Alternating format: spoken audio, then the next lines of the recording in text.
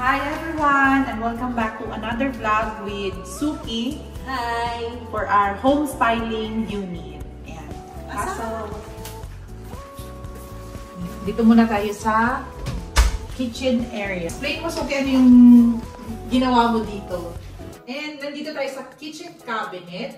I-explain ni Suki kung ano yung mga in-upgrade niya dito sa kitchen area. Like for example, ito. Ano to? Tawag.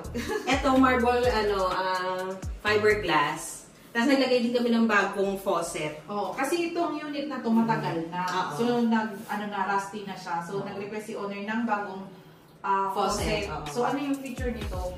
Ayan. Pwede mo yan. Yan. Okay. Wala ka nang binago dito. Yan, wala na. Then, additional, ito. Additional shelves ulit yung tulad ng lagi natin ginagawa. Para sa microwave. Okay. And then, may ginawa kang parang partition na ito, partition. Aluminum na may glass. Okay. And then, dito sa area na to, ito is ni-request ni owner. Request niya ni owner. Na ganitong style. Iba naman dun yung sa kabila. Oo, yan. Okay. Combination siya ng, ano yan, fluted panel na, gusto niya kasi dito parang Scandinavian. Scandinavian sa kanya. Kaya mapapansin niyo yung chair, ganito yung Scandinavian. And then, dito sa area na to is, ano tawag dito? Ikaw na mag-explain. Ito, ang tawag dito, molding. Molding. Para elegant siya tignan, linagyan namin ng molding na ganyan. Tapos may mirror para ang illusion malaki. Oo, pero ang problema pala dito is may leak sa taas. So, kailangan namin i-concern slip din. I-report namin kasi moist na. Moist. Parang may water leak siya. And dito tayo sa may kitchen area. Ito naman yung sa bathroom. So, nagpalagay si owner dito ng sliding door na aluminum na may mirror. And then dito, lagay nito, shelves, dalawa. And then pinago din namin yung ilaw nito. Yan, may tricolor siya na LED. Naglagay din ng ito, LED na mirror.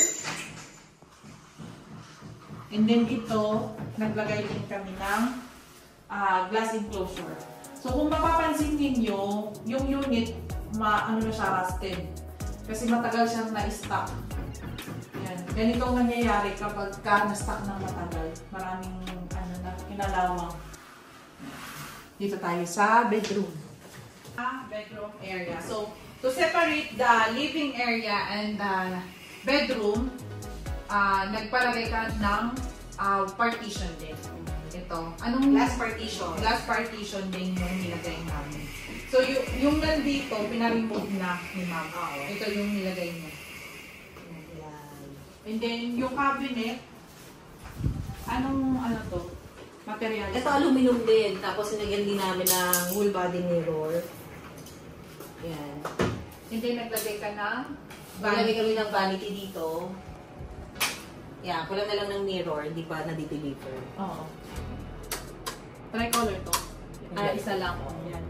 And kung mapapansin ninyo, para matago lang yung cladding, pinaklading namin. Ayan. So, talagang, siya, minimalist tingnan na malinis. So, hindi makikita yung mga pipe. And gusto din ni owner na blinds yung ilagay namin dito. So, facing siya ng shore 1. Ayan. Then, naglagay din kami dito ng mga molding. Same din doon sa kabila. Pero dito hindi siya ng mirror. Hindi siya ng mirror. Lalagyan namin siya ng painting. Okay. Nagpapabilis gusto niya. And then yung sa bed niya, ganitong color yung gusto niya, queen size din. Yan. So if ever po na gusto ninyong meron pa! Nagpalagay ng cove light dito. Pink light and cove light sa mga unit. Both living room and bedroom. Yan. Yung concern lang ito, ayusin lang natin ito kabayan. So, sa ibang unit owner na gustong magpa-interior or kuhanin yung service namin, just email us at inquiry@talktotindale. www.legalsolutions.com. Thank you! See you in my next vlog! Bye! Bye!